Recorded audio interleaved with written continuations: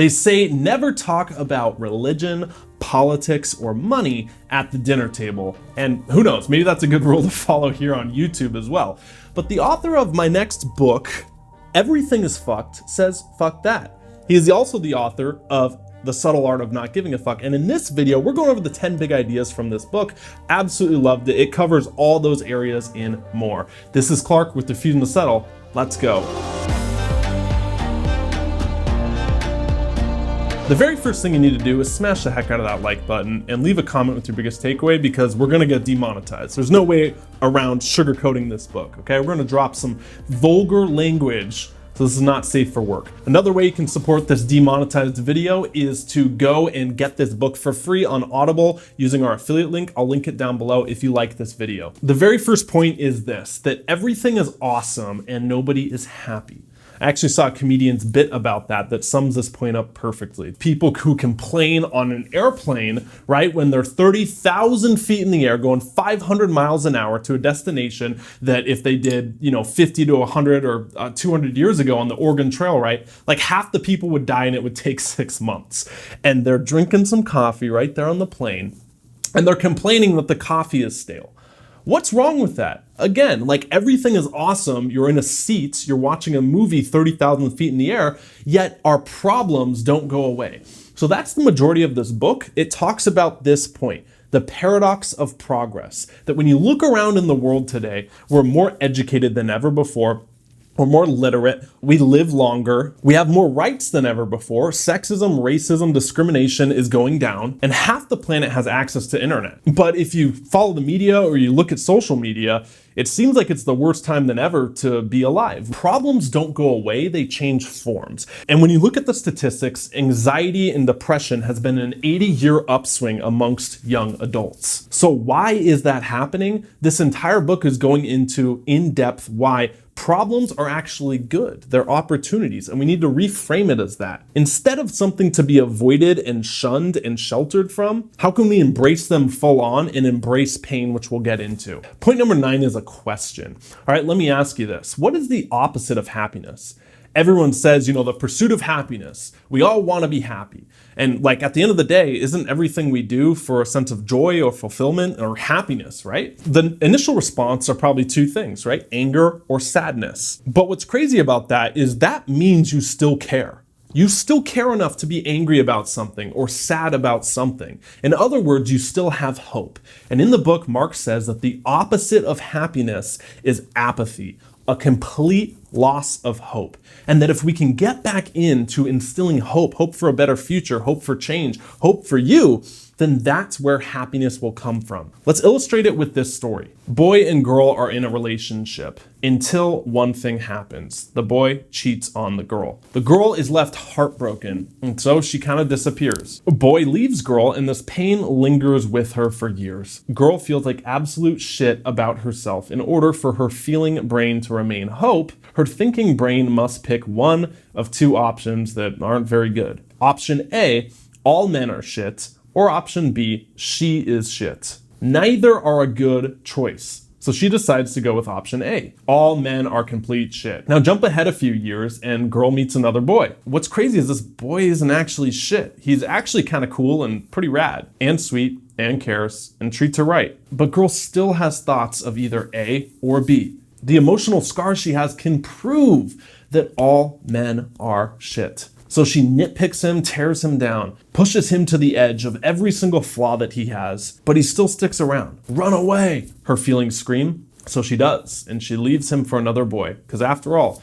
boys are shit, right? And what's leaving another shitty boy for another shitty one, right? So the boy is heartbroken and he disappears. The pain lingers for years, morphs into shame, and puts him in a tough situation between two options. Option A, all girls are shit, or B, he is shit. What that story illustrates is that we have this push-pull relationship between our feelings and our thinking. And a lot of times your feelings dictate your life, even if you're unaware of it. So if you want to break that cycle of being stuck in this feeling loop and perpetuating it, there's two ways to really make a change.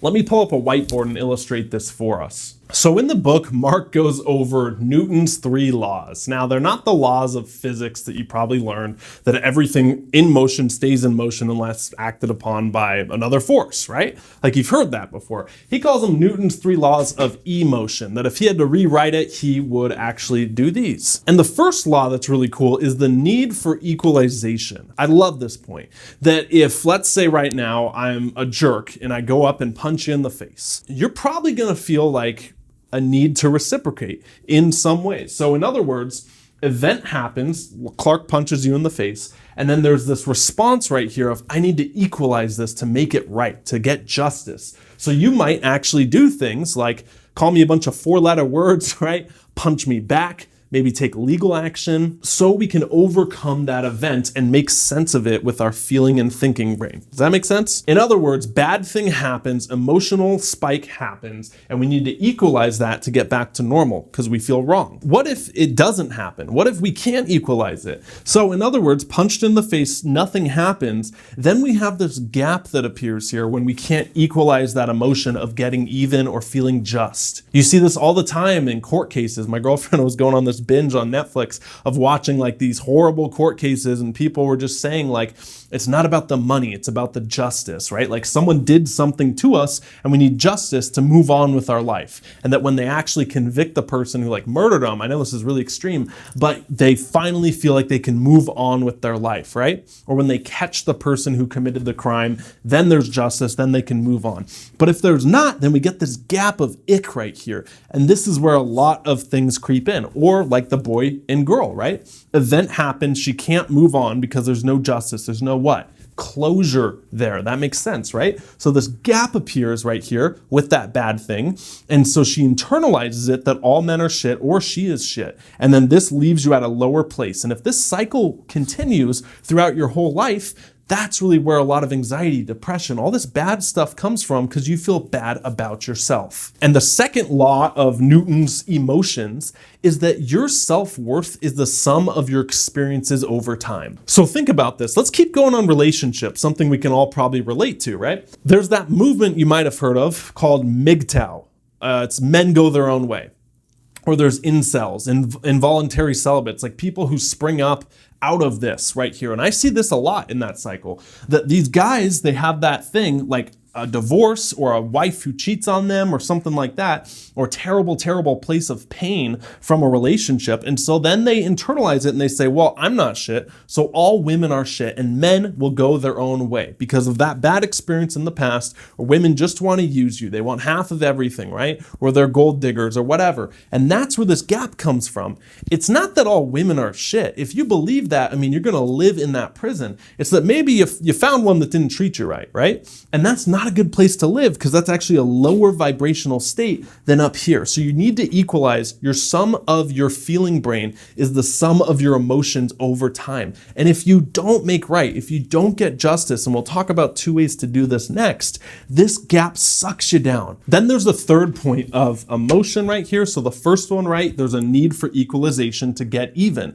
The second one, if that doesn't happen, your emotions, your default set point is the sum of your emotions over time, and that'll suck you down. But the third one is this. Your identity right here, what you identify with, will remain this identity until a new experience acts and changes it. And through the magic of video editing, here's how we do that now. Voila. We're talking about 2 self-healing cycles, these 2 right here that come out of the book.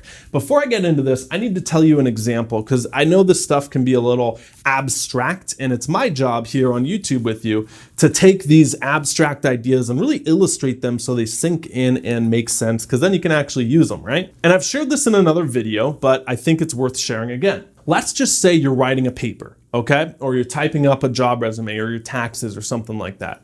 So you have the computer right here and you hit print, and lo and behold, when you print it out, a typo is there. So here's what you do on that typo. You take a big fat eraser and you scribble out the stupid typo. Oh my God, stupid typo, right? And then you rewrite it in. But oh man, that's kind of messy. So what do? You go back to the computer and you hit print again, because after all, you changed it, right? And you hit print again, and then lo and behold, that stupid typo is right there. So you take another eraser, bigger, bigger, bigger, and you even take out books titled Effective Erasing, and you try to master, because you're really a go-getter, man. You're gonna learn how to erase that typo once and for all. So then you go back and you hit print again. You know how this cycle goes. The typo is still there. Why does that happen? Because you tried to change the outcome instead of the root. You were just looking at the fruits and not the roots, which is on the actual computer. You need to swap that typo. You need to go into the source code, and actually reprogram it, and then your life is different. Now, I could go on a whole different rant that's not in the book about this is your subconscious mind right here. This is your past experiences. This is childhood trauma. This is a lot of things that we have unresolved within us, and that's why we remain stuck and our life doesn't change. But let's make it simple, guys. Let's go over these two things that come out of the book. There's two ways to go back and do this and change that typo. ReExamine Old Beliefs. Now, I wrote that there because lie is actually in belief. Pretty cool, right? Sometimes the beliefs we have no longer serve us. Sometimes they are just that. They're lies. Is it really that you're no good and you can't start a business because you failed in the past? Or is it just not the right vehicle for you? Is it really that all women are sluts and they cheat on you? Or is it just that you found a bad one? Sometimes the lies we tell ourselves dictate our future, which keeps us stuck in the present, in the past, because it's not going to be better if we don't go back through and change the files. We're just going to end up with that stupid typo, that stupid printout, and that cycle continues. So how do you do this? How do you re-examine old beliefs? Well, there's a couple ways to do it. I like journaling. We have tons of videos on this channel about that. Talk therapy is another one. Sometimes just someone in a non-judgmental way reframing things for you. It doesn't go too much into those, but the other one that is talked about a lot is meditation. A lot of people say, well, I'm not good at meditation, Clark. My mind goes crazy. I can't do it. And I read probably a dozen books on meditating before I finally started a practice of meditating. So I get it. It's hard, and it's supposed to be. We'll talk about that later, of why that's actually good, and pain is good for us. But then there's a second way, which is more fun than going back to the past. Although that works, the second way that I'm a big fan of is this. Begin writing the narratives of your future today. This is done through things like visualization, where you can sit down, or, if you're new to it, have a vision board. We have videos on that here. What do you want your future to look like? You're the creator right now. You have all the power within you. I really believe that if you believe you can or you believe you can't, you're right, right? So if you believe you can't, why even try? That's a lack of hope. And this book is all about hope. So if you're watching this video right now, my bet is that you do hope. You do hope for a better future. You do think you can change. So you might as well try to write your future today. And we have tons of videos. That's what our whole channel is about. Refusing to settle for the narratives of your past that are holding you back, and unlocking the future that you want. That if you settle for, it's pretty good, I'm doing pretty all right, man. Yeah, things are pretty good. No, you can refuse to settle and change it. Write the narrative of your future, or re-examine your old beliefs. Do these both together. You're going to be way on to rewriting the files in your subconscious mind, instead of just trying to focus on outcome, and wondering why things don't change. Rewrite it doing these two things. Okay, the next big idea. Let me ask you a weird question, but it comes out of the book. It is, are you a slave or are you a master? Okay, now this book goes into a lot of ancient philosophers, and I believe I heard an interview with Mark. He said that after his first book that blew up, sold over 6 million copies in the US alone, was in Urban Outfitters, New York Times best-selling author from day one on that it kind of left him in a weird spiral, that he was like, well, who the heck, who am I? I have all this success, and I know it sounds corny, but is this all there is? And so he went back through to all these ancient texts and kept looking for okay, what is truth? Introspection kind of stuff, right? And one of the persons he geeked out on in the book that he talks about is Nietzsche. Now, Nietzsche is German, I believe, and he had some interesting ideas. He was all about self-actualization, and he was bedridden, actually, for 260 out of 365 days of the year. So he was very sick, so he had just a lot of time in his bed to just sit and think, right? And what was funny about Nietzsche is he was not a feminist. He thought the whole idea of women's liberation was absolutely ludicrous. He's like, that's stupid. But he had a lot of girls that wanted to take care of him because they loved his stuff and they thought it was empowering. So you can see how that relationship worked for him. But anyway, So he goes into that story, and one of the concepts of Nietzsche that Mark talks about in the book is this: are you a slave or a master? This is what Friedrich Nietzsche goes back to. He says that all societies are run by either masters or slaves, okay? And that slave mentality is this, master mentality is this. So as I'm telling this story, I'll illustrate it right here. Ask yourself, okay? So a slave. Now let me give you an example right here. Let's break it down.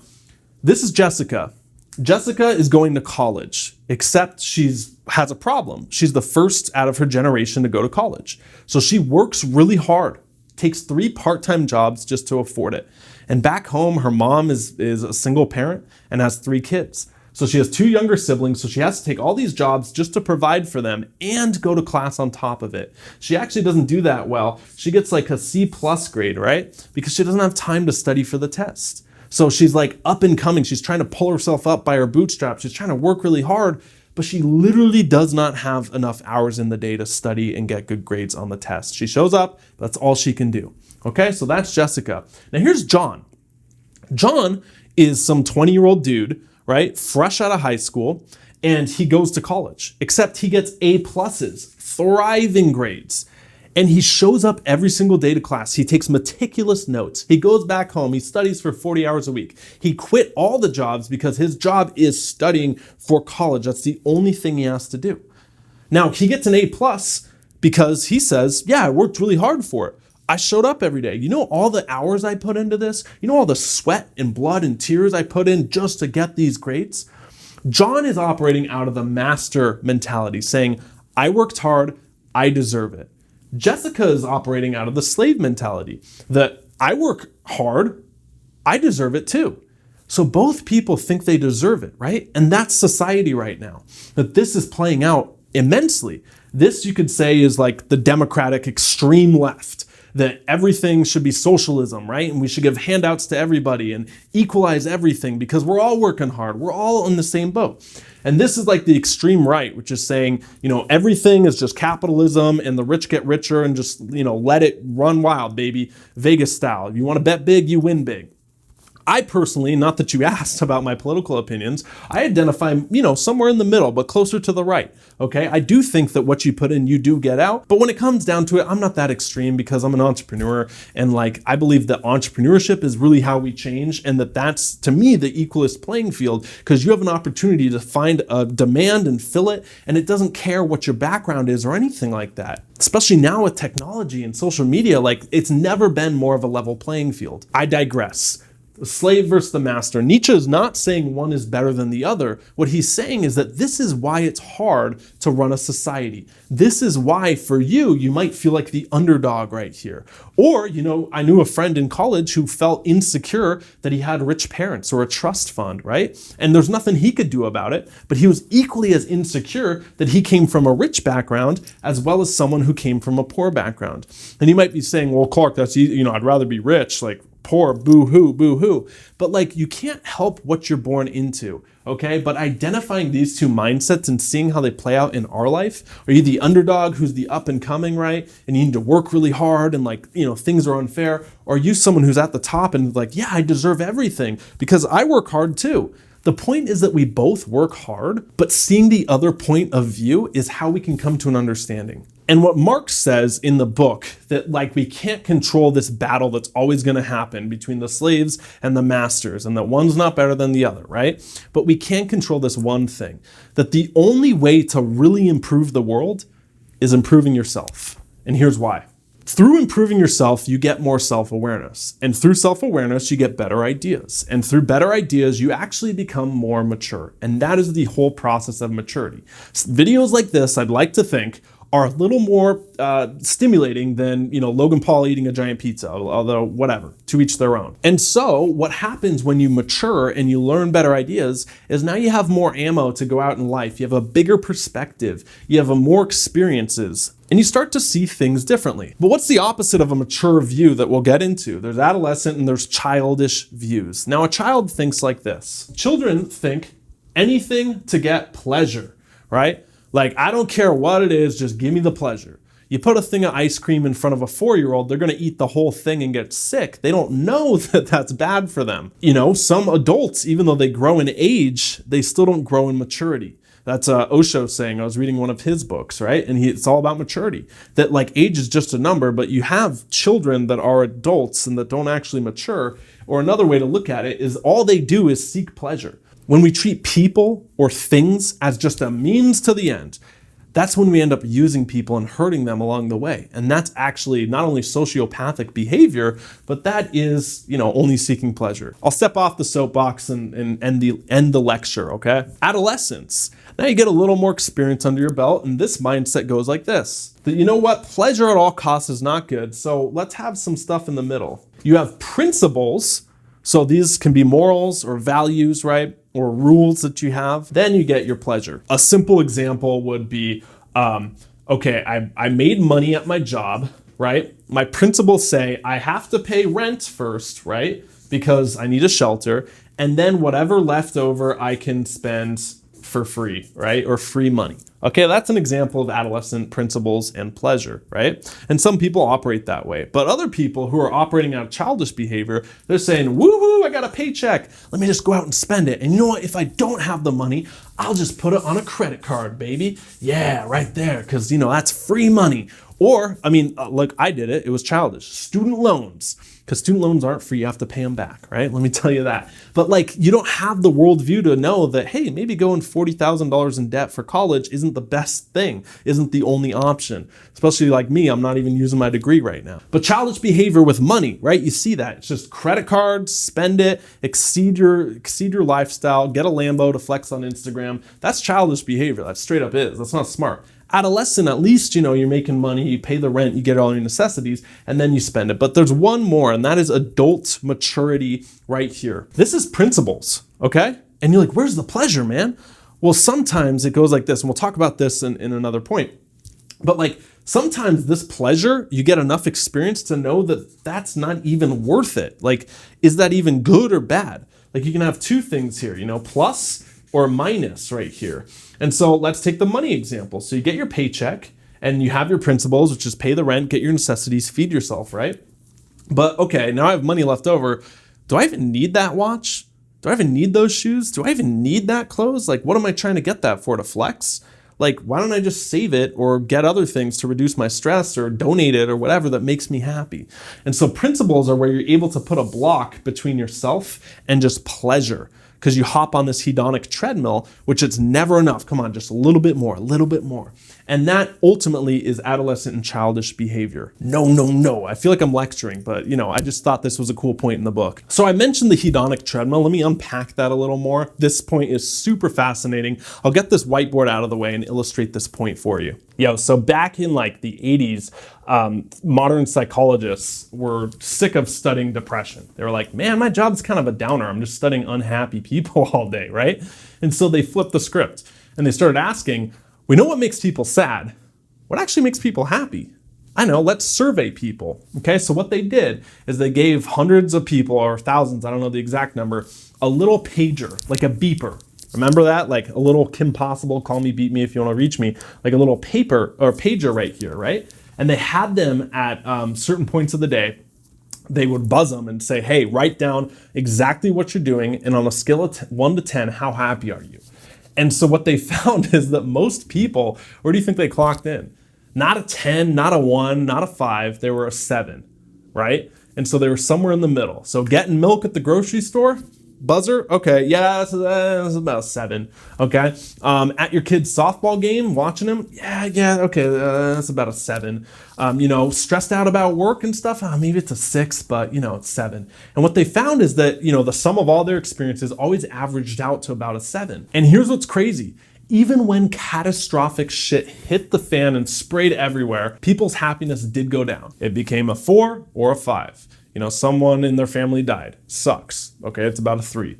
their kid's softball game, like he got cut from the team. They internalized that. They were a coach. Okay, that's a 3. But then when they followed up, it went back up to a 7 shortly after. And even on the extreme example over here, when it was super happy, like they made $1 million in the lottery, right? You follow lottery winners. Their happiness goes up and then it returns to that baseline. And maybe it's a trap that we can ever get to a 10 at all times. Maybe part of life is just living at that level 7 and not wanting more. And I do know this, that is the biggest trick your mind plays on you, is come on, just a little bit more and you will finally be a 10 out of 10. And that's where advertising comes in, right? Like the advertisements say, hey, buy this thing and you will be a 10 out of 10. We promise. What happens when you buy the thing? You get it and then you return back to a 7. These things that we buy with the intention of escaping pain or suffering, right? At the end of the day, they do. Like we want pleasure because that can be seen as the opposite of pain and suffering. And so we think more stuff. I know my brain will go, okay, that naturally makes sense. Like more things, more toys, more experiences, more, that will have less. But what happens? The paradox of progress kicks in, that we have more than ever now, but we're less happy, right? So it doesn't work. And our brains play that trick on us that, hey, you need this to feel this, but it doesn't work. What do? We have to drop both. We got to realize that is 2 sides of the same coin, the pain and the pleasure. And can we even drop both? Wanting to escape suffering is still wanting. And the pursuit of happiness is sometimes a toxic mindset. Back when they wrote that, the pursuit of happiness, life, liberty, and the pursuit of happiness, what's funny? Back then, the pursuit, that word, didn't mean to go after. Didn't mean to chase, didn't mean to like Will Smith it in that movie and hustle and grind until you get it, right? You know what that word meant? It meant practice. Practice of happiness, life, liberty, and the practice of happiness. Isn't that more of a controllable skill? When you practice happiness, when it becomes our job not to go after this thing, arrive, and then there it is, but to practice it on the daily. As we saw with those adolescent child values, right? Like the pursuit of happiness or pleasure isn't actually the best way. It's to practice it, and sometimes the pursuit can be misleading. And that living well does not mean escaping pain or suffering. Sometimes it means suffering or having pain for the right reasons. And that's this next point. In 1954, Vietnam was not a great place to be. They were battling decades and decades of oppression from the French. They finally kicked them out and they were left in a bit of a conundrum. What do we do now? We have no dictators, we have no leadership. So what happened is the US stepped in and the Soviets stepped in. There was in the Cold War, right? And they wanted to split the country. It was actually going on a split between the North and the South, just like North Korea and South Korea, right? And so Soviets appointed their guy, we appointed our guy, except he turned out to be a complete disaster. He wasn't bringing peace and joy to the people of Vietnam. No, his favorite pastime was like killing innocent people in the street and making examples out of them. And what's once more is that Vietnam was 80% Buddhist. Okay, that was their main religion of choice that they wanted to practice. And he was a devout Catholic. And so he wanted to instill his Catholicism on the people there. Well, that's a problem, right? When there's 80% people who are like, nah, we're good. He's like, no, you're not. You need to be Catholic. So he got frustrated with trying to convince people and he outlawed Buddhism. Okay, so this oppressive guy is now outlawing 80% of the people and making it illegal for them to practice. So Vietnam and the Buddhists, they got together and like, this is unacceptable. Like we have a right to do what we want, to religious freedom. And so what did they do? They practiced nonviolence. And this is crazy, this story. They sent a message to a couple reporters and they say, hey, you want to be here on this weekend, something crazy is going to go down. One person forgot their camera and the other person took a photo that would win the Putzler Prize for journalism. Bunch of people gathered around that intersection and watched as one car pulled up and 3 men in saffron robes got out. One man sits in the middle of the street, the intersection right there, sits in a lotus pose, completely still, meditating. The other goes to the car and brings out a canister of gasoline and matches. Everyone is then watching as this monk who's sitting in lotus pose begins to drench himself in gasoline before finally taking a match and lighting it. And he lights himself on fire in the middle of the street. Everyone is watching in horror. But here's what's crazy. He's sitting completely still the entire time. One of the most painful ways you can die, being burned alive. He's completely still. When the journalist snapped the photo of that, it was so impactful that it ended the ban on Buddhism. It went viral before going viral was even really a thing. Postcards were going out to family members. The picture was circulating in newspapers. People are like, oh my God, is this what's really happening? This was before social media, right? Obviously. So they didn't even know. What that's illustrating is that monk was suffering for the right reasons so that everyone else had the freedom to practice the religion that they wanted. He was actually using pain and going through it so that people could have freedom. To him, that's suffering for the right reason. To him, that's what hope is. To him, that's what mature adult values are, not childish adolescent ones. I'm not saying you're gonna light yourself on fire, but metaphorically, using pain to liberate yourself is the point of that whole story. Doing something bigger than yourself sometimes requires going through pain. Sometimes requires sacrifice. Sometimes requires not suffering, but enduring pain. And what this point is getting at too, is that there's a concept called antifragility, okay?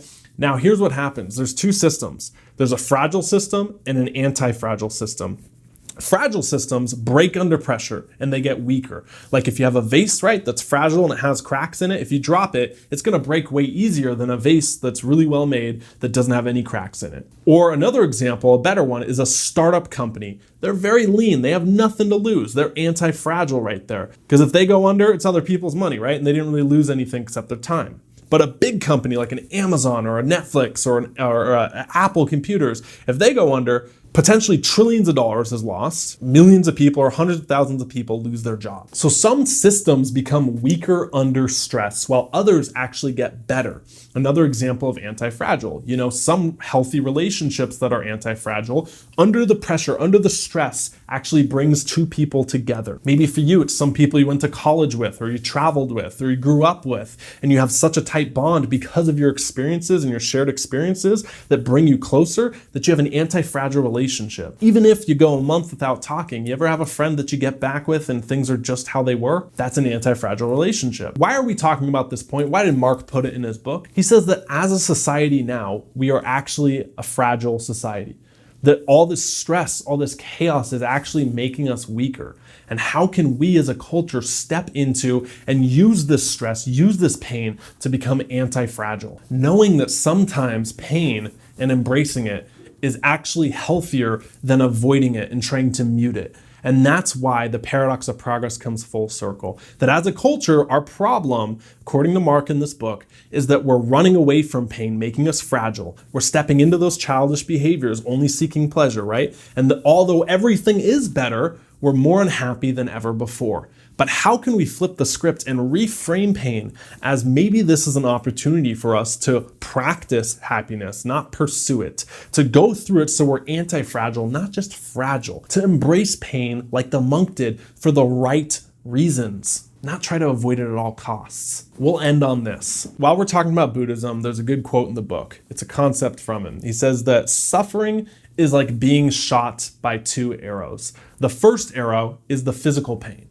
Okay, that's the metal piercing the armor into you, and that sucks, it hurts. But the second arrow is the emotional pain. Us thinking that we deserve to be shot because we're a bad person. Us reliving that first arrow over and over again because it's us and we internalize it. And sometimes that second arrow is the mental suffering. Sometimes that is actually more painful than the first arrow altogether. The first arrow is pain, the second arrow is suffering. And the pain is really inevitable. And it's our choice of how we're going to use it. But suffering is optional.